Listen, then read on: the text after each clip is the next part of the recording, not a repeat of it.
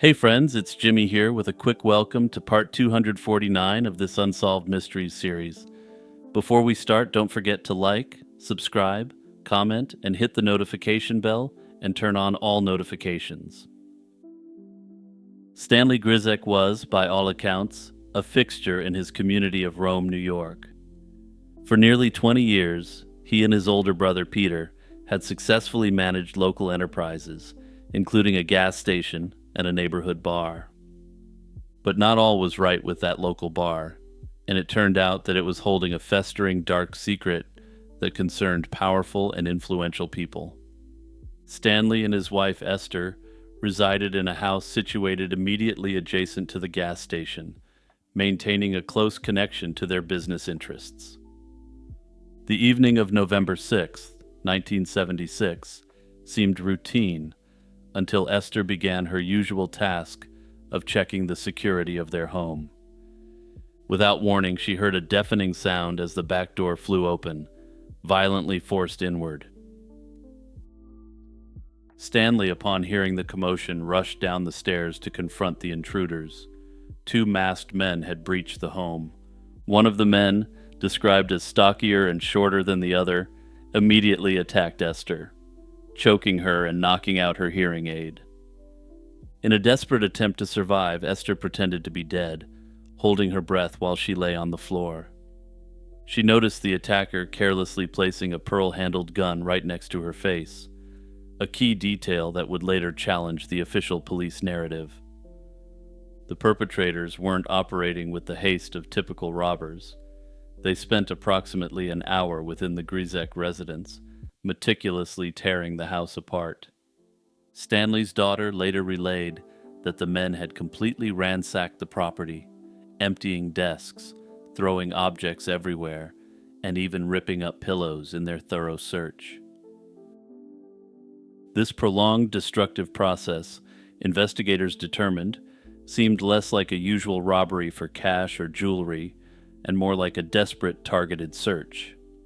They speculated that the men may have been looking for something small and concealable, perhaps a specific document or another piece of evidence. This suggested the criminals weren't merely opportunists. They were hired hands on a mission to retrieve something of immense importance. Adding to the bizarre nature of the crime, despite the extensive ransacking, the only items that appeared to be missing were 2 bottles of beer taken from the refrigerator. This detail strongly indicated that the motive behind the break-in was information retrieval rather than conventional theft. The theft of the 2 bottles of beer may have been a coded message, perhaps by the perpetrators to the mastermind behind the crime. However, as you'll see, the coded message may have been directed somewhere even more sinister, to the initial investigators themselves. After the masked men finally departed, Esther managed to struggle free from the ropes binding her hands and feet. Though her hands remained tied behind her back, she made her way into the dining room where she made the horrific discovery. Stanley was lying dead on the floor. The immediate response by law enforcement was problematic, setting the stage for decades of frustration for the Grizek family. Initial police work at the scene was so fundamentally flawed that it pointed toward either gross negligence or something far more sinister. There may have been corruption at a high level, ensuring an institutional effort to misdirect the investigation. The official autopsy report was perhaps the most stunning failure of the initial inquiry. It stated definitively that Stanley Grizek had been killed by a single stab wound that penetrated his heart. The family, knowing the masked men were armed and recalling Esther's encounter with the pearl-handled gun, found this account difficult to accept. Stanley's son, Martin, took the extraordinary step of conducting his own search of the ransacked house the day after the slaying. It was Martin, not the professional police investigators, who discovered a critical piece of evidence: a small shell casing on the rug. What happened next was quite sinister and supports the idea that something more was going on in this case. Martin reported finding the casing and called the Rome Police Department. A detective arrived and, rather than documenting the discovery properly, simply pocketed the evidence. Crucially, the detective then instructed Martin not to tell anyone that the shell casing existed. This request for immediate concealment, following the initial failure to find the casing, fueled the family's deepening suspicion that they weren't dealing with a simple, unsolved robbery. Disturbingly, it would later come out that the investigator never logged the casing into evidence, meaning that it had effectively disappeared.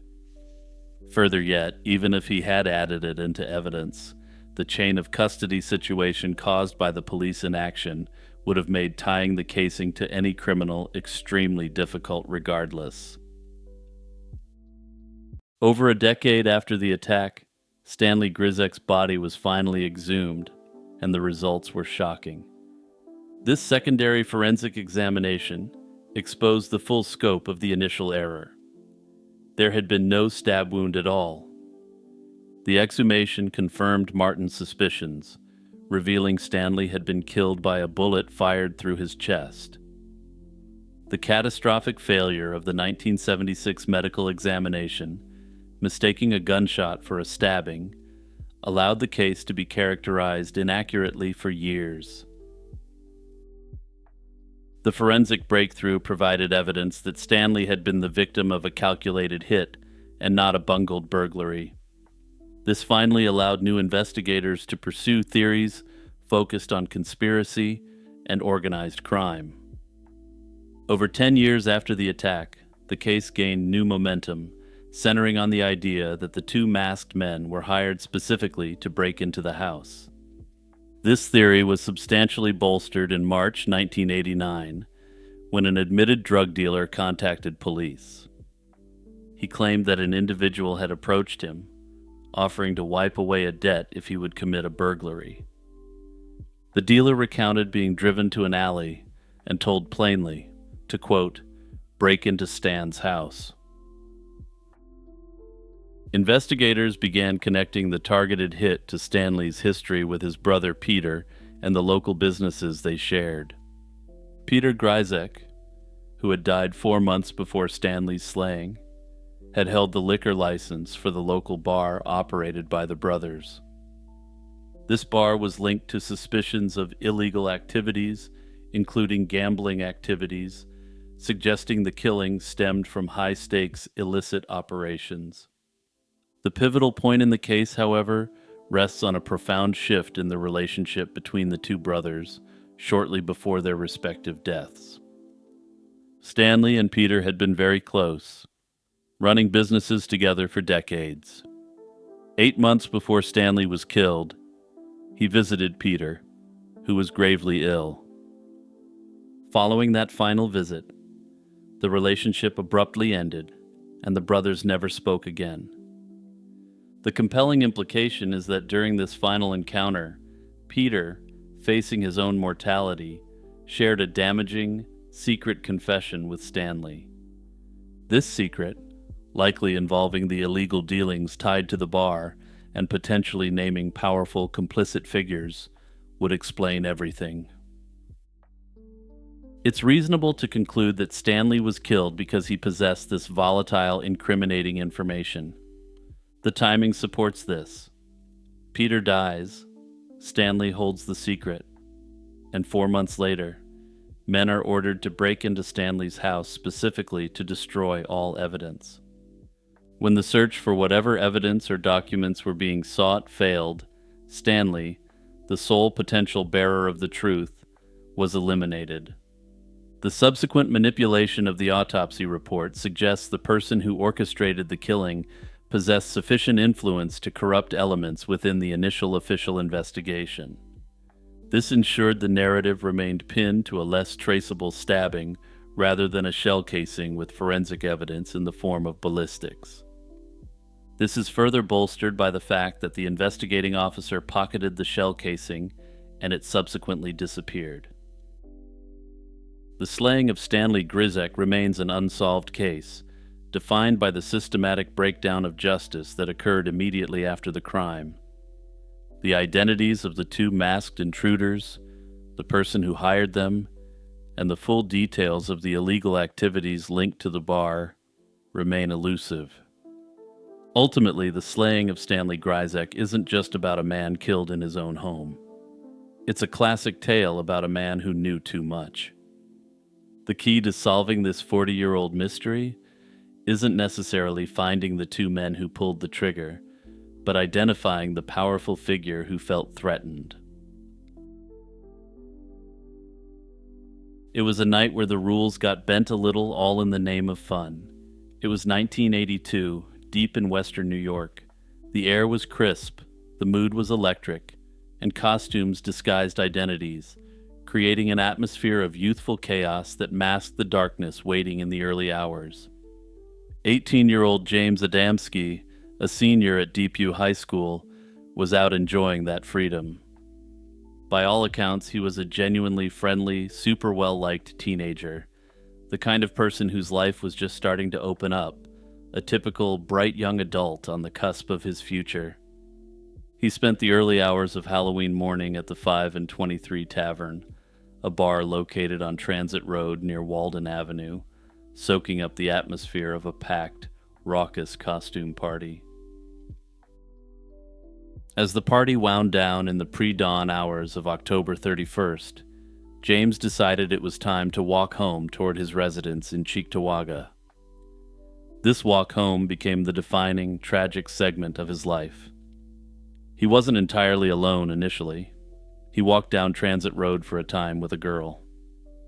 Then, they reached a point where their paths diverged, and they split ways. She turned in one direction, and James continued walking south down Transit Road, toward home. That brief moment of isolation, that unprotected stretch of pavement, was the last time anyone ever saw James Adamski alive. The vulnerability he experienced when he separated from his friend on that dark road marks the precise window of opportunity for the person who targeted him. When James Adamski failed to arrive at his View Court home, the initial concern quickly escalated to full-blown panic. A young man known for being reliable had vanished without a trace, leaving his family in an agonizing void of uncertainty. Police and several local fire departments launched an exhaustive search of the surrounding areas, combing the ground for clues during the days and weeks that followed. For James's parents, the hope that he was merely missing, perhaps disoriented or injured, was faded across 2 months of relentless, fruitless searching. The grim uncertainty lasted through Thanksgiving and into the very heart of the holiday season. Then, on December 26, 1982, the day after Christmas, the wait for closure ended in the most horrific way. Hunters, traversing an isolated area on Ransom Road in Lancaster, stumbled upon James Adamski's remains just miles from where he was last seen. The location of James's body was immediately significant to investigators. Ransom Road was several miles from Transit Road, where he'd been last seen walking. This distance immediately eliminated the possibility of an immediate, spontaneous attack by someone on foot and confirmed the necessity of vehicular transport. The perpetrator had to have used a vehicle, a car or a truck, to transport James and his body to the isolated location. The scene on Ransom Road in Lancaster revealed a calculated, though clumsy, effort to hide the crime. The location itself was secluded, situated off the main road in a wooded area near railroad tracks, confirming the killer's intent to seek secrecy and avoid immediate discovery. Erie County District Attorney John Flynn later detailed the heartbreaking state of the discovery. James's body had been placed in a shallow grave. This wasn't a professional burial by any means. The grave was hastily constructed and then covered with a scattering of twigs and leaves in an effort to camouflage the site. This rudimentary concealment was, nevertheless, effective enough to keep the body hidden for almost 60 days through the late fall and early winter. The amateur nature of the disposal strongly suggests the perpetrator was likely a panicked individual or someone who had limited time to act following the crime. The medical examination confirmed the brutality of the attack. James had been severely beaten, and the official cause of death was confirmed as blunt force trauma to the head. The physical evidence indicated a violent close-range assault. Blunt force trauma often suggests an attack motivated by intense emotion, potentially rage or personal conflict, rather than a quick, efficient killing meant purely for robbery or removal. This characteristic of the killing leans toward the possibility of a confrontation that originated in the emotionally charged atmosphere of the bar. The discovery of the body far from the bar, combined with the evidence of a rage-fueled attack, presented two potential scenarios, which I'll come to in a moment. Following the devastating discovery, the Lancaster Police Department launched an intense, wide-ranging investigation. Investigators interviewed hundreds of people, trying to piece together James Adamski's final hours and identify anyone who might have been involved. Despite the massive commitment of resources and manpower, every single lead eventually went cold, resulting in no arrests. Two primary theories quickly emerged, shaping the direction of the investigation. The first centered on an incident at the 5 and 23 Tavern. The venue had hosted a raucous Halloween party. Investigators considered it plausible that James had been involved in some kind of argument or fight that escalated and spilled out into the street. If this were the case, the perpetrator would likely be someone known to the bar crowd, potentially an acquaintance or rival who followed James when he left. However, the environment of the night significantly compromised the investigation. The fact that it was a costume party obscured people's appearances. Further, the high levels of intoxication pervasive at such a late-night gathering severely contaminated the potential witness pool even further. Even those who saw a confrontation might have been unreliable or provided conflicting descriptions, meaning police couldn't find clear, actionable testimony to advance this initial theory. The second, equally compelling theory focused on the element of random chance. Given the distance James's body was moved, investigators posited that he could have been the victim of a random crime of opportunity picked up by a driver passing on Transit Road. This scenario better explains the logistics of the body's removal, but struggles to fully account for the personal violence of the blunt force trauma. The investigation ultimately stalled because the authorities couldn't find any definitive evidence to back either theory. For decades, the Adamski file remained open but dormant, a permanent entry on the list of Erie County's most haunting unsolved mysteries. However, in 2017, the Lancaster Police Department, collaborating with the Erie County District Attorney's Office, decided to make a major push to bring the case back into the public eye. Law enforcement personnel hoped that nearly 35 years might have loosened old loyalties or prompted a witness whose conscience was troubled to finally come forward. A cornerstone of this renewed effort was the establishment of a significant financial incentive. Authorities offered a combined $11,000 reward from the police department and Crime Stoppers Buffalo for information leading to the arrest and indictment of the person responsible. Unfortunately, the financial lure didn't produce a breakthrough. By 2019, investigators confirmed they'd received only 2 new tips since the reward announcement. Further yet, they announced that these tips hadn't resulted in any meaningful progress in the investigation. Reading between the lines, this appears to simply just have been people coming forward to say they were at the bar on the night in question, who were willing to give new statements. The decades that have passed since 1982 have exacted a tremendous human cost. James Adamski's mother and father both lived out their lives without ever receiving the justice or closure they so desperately sought. They died without knowing who took their son's life, amplifying the profound tragedy inflicted by this unsolved crime. What really frustrates me about the Adamski case is how the circumstances of that Halloween night practically sabotaged any chance of a clean narrative. Investigators walked into a situation that was flawed at the foundation. You've got a packed bar full of people in masks, heavy drinking, shifting crowds, dim lighting, loud music, and zero reliable surveillance. From a legal perspective, that's a nightmare. Every potential witness is compromised before they even open their mouth, since I guarantee virtually no one was totally sober. You can't build a solid timeline when half the people you interview can't remember who they talked to, who they argued with, who they saw leave. Hey everyone, it's Jimmy here, just dropping a big shout out to all my viewers, subscribers, YouTube members, and patrons. Seriously love and appreciate you all, and your ongoing viewership and support. Tammy Pitkin was a 54-year-old real estate agent from Red Bluff, California, who vanished under mysterious circumstances in October 2022.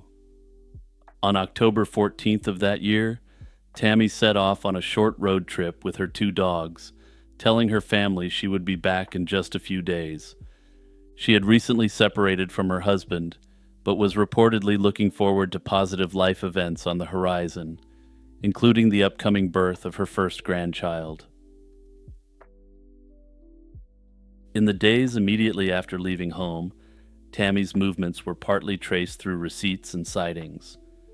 On October 15th, 2022, she was seen making a purchase at a convenience store in Glendale, Oregon.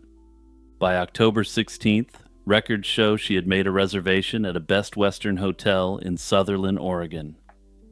The last known indication of Tammy's whereabouts was in the Sutherland area on October 17th, after which there were no further signs of her. Finally, on October 26th, Tammy was officially reported missing to the authorities. 3 days after the missing person report, a crucial break in the case emerged, but it only raised more questions. On October 29th, a hunter in Lynn County, Oregon, discovered Tammy's gray Toyota Camry, abandoned on a remote logging road off Highway 20 near the town of Sweet Home. The car bore California plates and appeared to have been sitting in that spot for many days. In fact, it was found in an area that had received snowfall about a week earlier, and investigators noted the snow around the vehicle had no recent tire tracks or disturbances. This suggested the car had been there, untouched, since at least a week prior. This timing was crucial, as it roughly aligns with the last day Tammy was known to be traveling.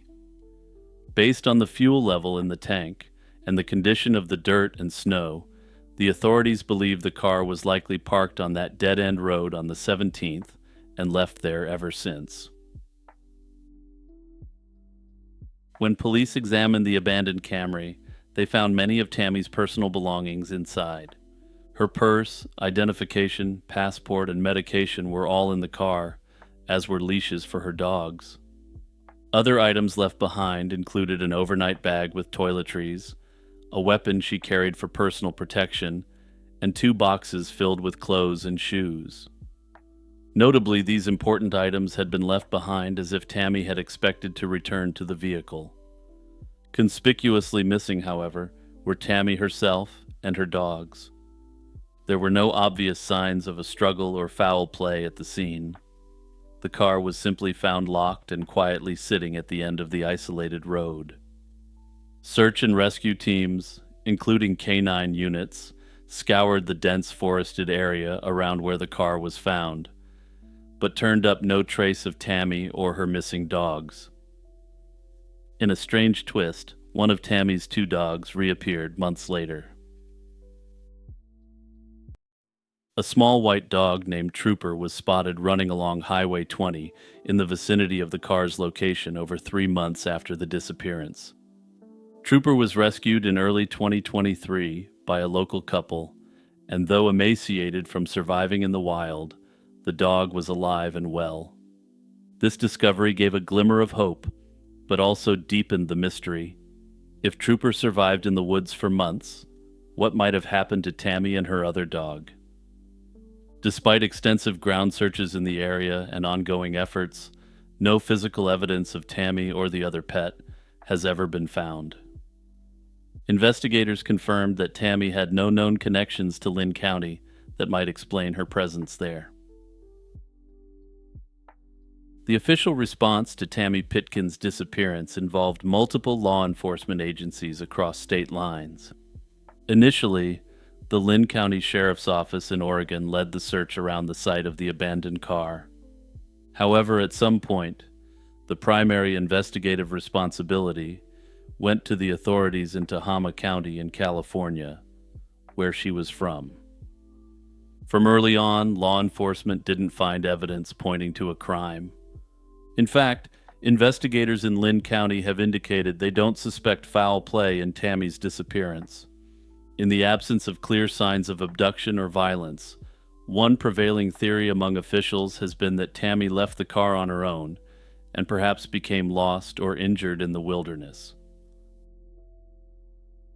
Tammy's half-sister, Erica Laughlin Bento, has been a prominent voice in the case and has offered additional insight into Tammy's state of mind before she went missing.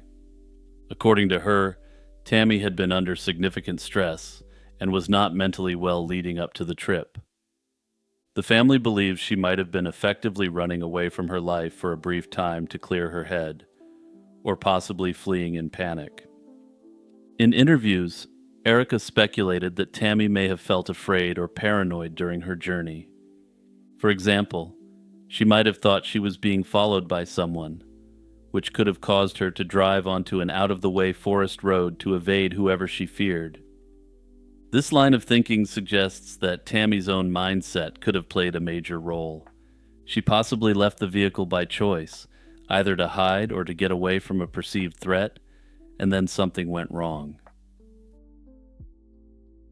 While authorities have been cautious in their statements, online communities and amateur sleuths have proposed a range of theories to explain Tammy Pitkin's baffling vanishing.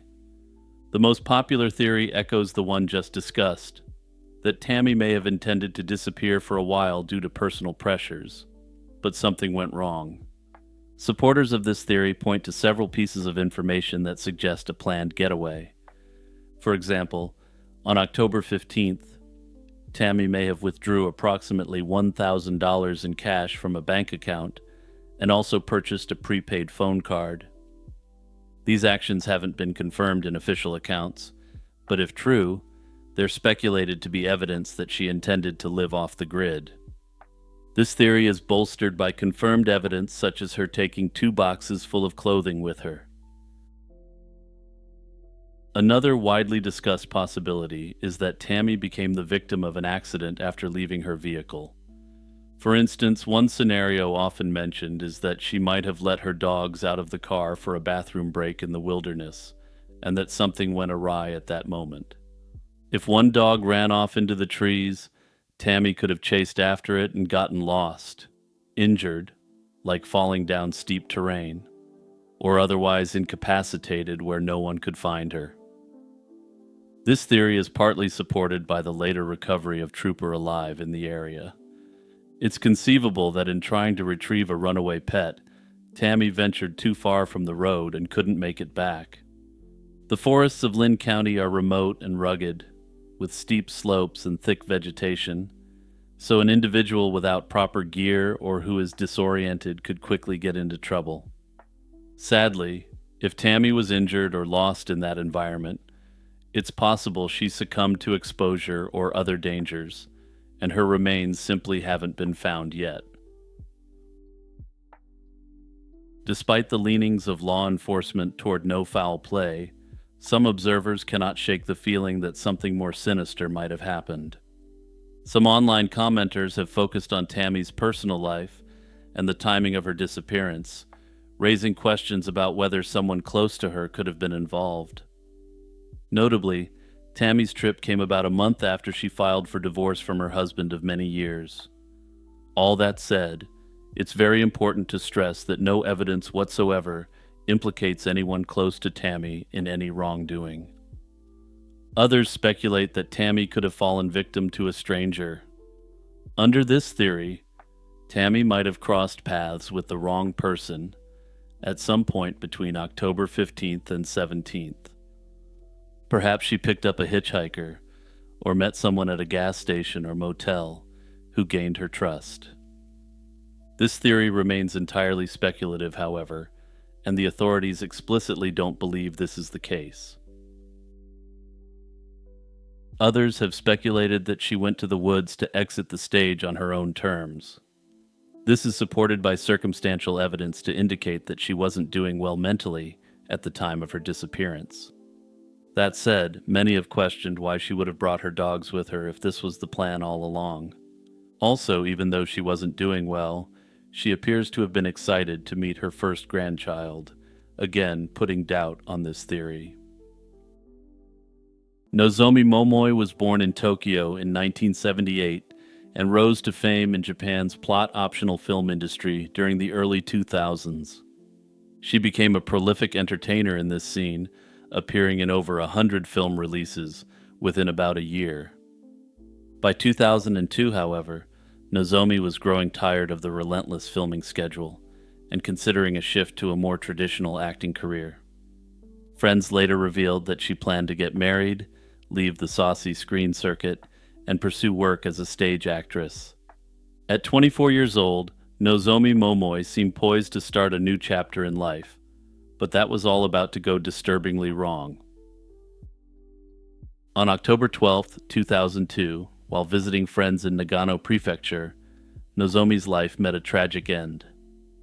Shortly before 9 p.m. that night, a passerby in the city of Shiojiri spotted a car on fire by a remote riverbank along the Narai River and called emergency services. Firefighters arrived and doused the flames, only to uncover a horrifying scene. 2 bodies were found, one inside the scorched vehicle and one on the ground a short distance away. Despite severe burns on both, authorities soon identified the victims.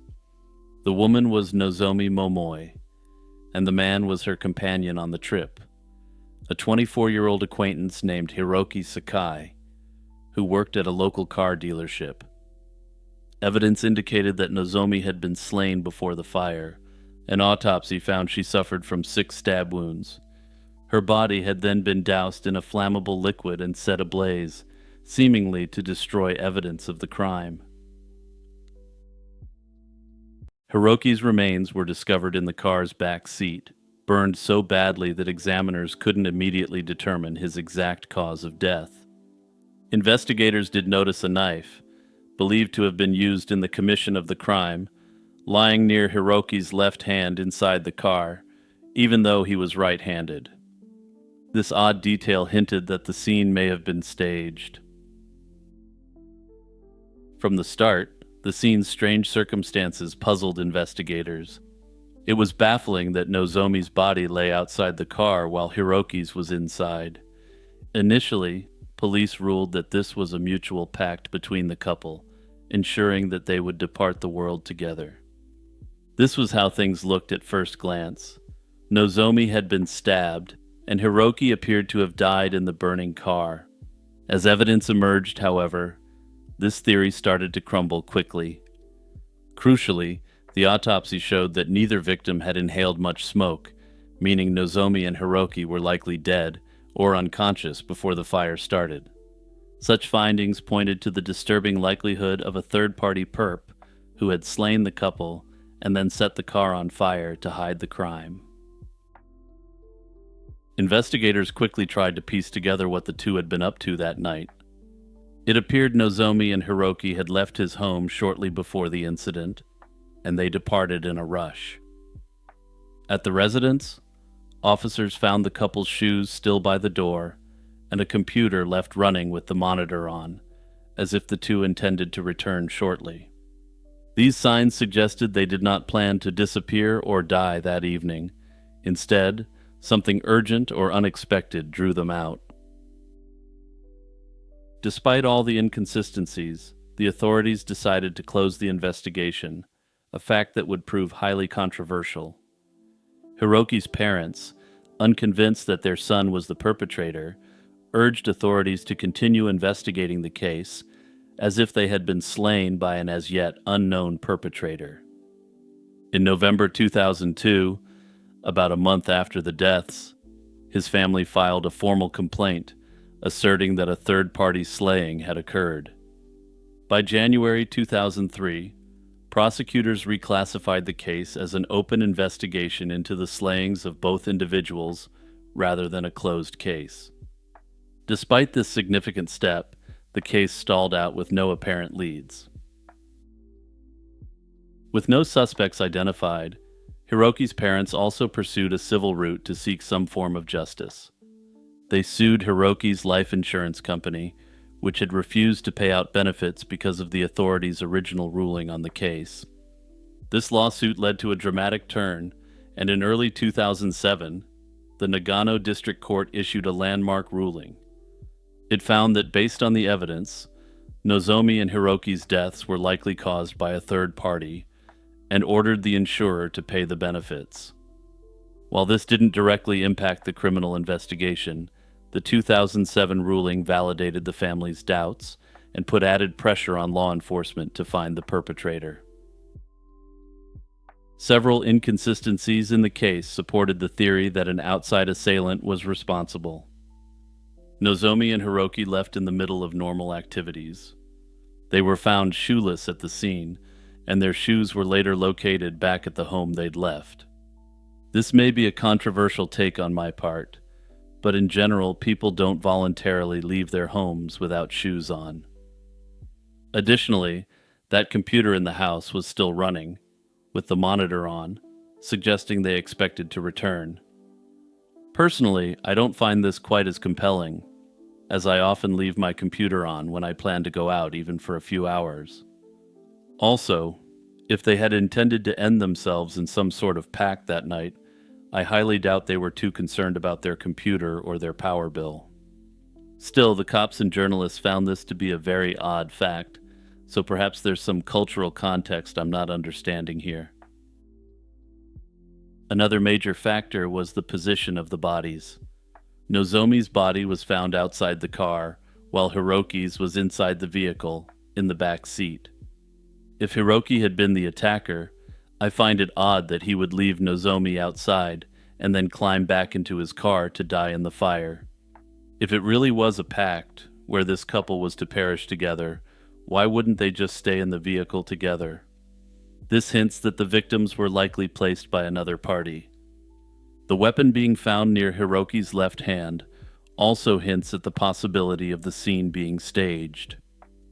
That said, though, it's possible that he held the item in his offhand after the commission of the crime, and it fell from there during the fire. Alternatively, this odd position may have been the result of him flailing during the fire itself. Further, the fire appears to have been used as a cover-up, which, if the initial hypothesis was correct, there'd be nothing to cover up regardless. Crucially, an accelerant was used to torch the car, yet no gasoline container was recovered at the scene, which to me implies the culprit took it. Coupled with the autopsy finding of almost no smoke in the victim's lungs, this suggests the fire was set after the slayings to cover up the crime. Investigators later discovered that a few months before the incident, Hiroki had lent about 800,000 yen to someone, but the person named on the IOU did not actually exist. At the time, this was about $6,500, a significant sum that this individual may not have been willing or able to pay back. This odd find hints that Hiroki was conned, and it raises the possibility that the meeting on the night of the crime was a setup related to that fake loan. It's possible that the couple were lured out that night and slain as a way to wipe this debt clean, but surprisingly, that's not the darkest theory of this case. One theory that continues to circulate in discussions surrounding Nozomi Momoi is that she may have been targeted specifically because she was seeking a new line of work. Nozomi was actively planning a significant career shift, transitioning from the provocative limelight of late-night cinema into a more mainstream and socially accepted acting sphere. Notably, however, she was still at the height of her career and was generating significant income for those producing her brand of direct-to-video entertainment. This change might have posed a threat or disappointment to certain powerful industry figures who had financial stakes in her career. It's been speculated that by stepping away, Nozomi may have inadvertently disrupted ongoing agreements, or perhaps angered someone who felt betrayed or financially slighted. In an industry known for Yakuza involvement, this clearly isn't out of the realm of possibility. Supporters of this theory point to the strange and staged nature of the crime scene, suggesting it was intended as a stark warning to others who might contemplate similar exits. Others indicate that the scene, with no forensic evidence left behind, suggests that Nozomi and her friend had been taken as part of a professional job. This, of course, would suggest the involvement of organized crime. Hiroki may have been an unwitting patsy, lured to the scene, and positioned to take the fall for Nozomi's carefully staged slaying.